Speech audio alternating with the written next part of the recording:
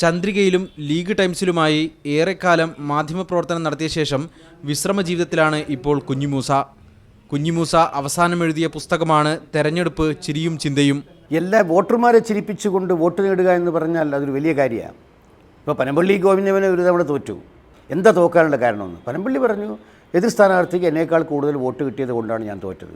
തെരഞ്ഞെടുപ്പ് കാലത്ത് ലോനപ്പൻ നമ്പാടനുണ്ടായ ഒരു അനുഭവം കുഞ്ഞിമൂസ തന്നെ പറയട്ടെ. ഇപ്പോൾ ഒരു തവണ ലോനപ്പൻ നമ്പാടൻ കൈ ഒടിഞ്ഞ് കാലൊടിഞ്ഞ് ഇങ്ങനെ കിടക്കുക.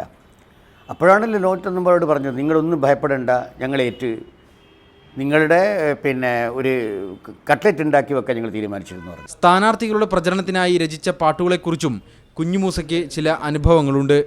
കാതറൂട്ടി സാഹിബിനെതിരായിട്ട് മറ്റവർ കെട്ടിയിട്ടുള്ള പാട്ടാണിത്.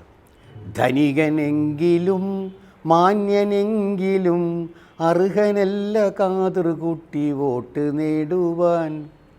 ധനികനെങ്കിലും മാന്യനെങ്കിലും അർഹനല്ല വോട്ട് നേടാന്നാണ് പറഞ്ഞ്. വോട്ട് ചെയ്യുവിൻ KK പോക്കർ വക്കീലിന് വോട്ട് നൽകുവിൻ.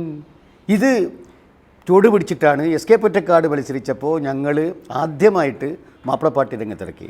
യാതൊരു വോട്ടും ഒഴിയരുതേ, പുഷ്പക്കള്ളിയിലല്ലാതെ ചെയ്യരുതേ, കോൺഗ്രസ് ഇവിടെ ജയിക്കൂല, കെട്ടിവെച്ച പണം പോലും കിട്ടൂല.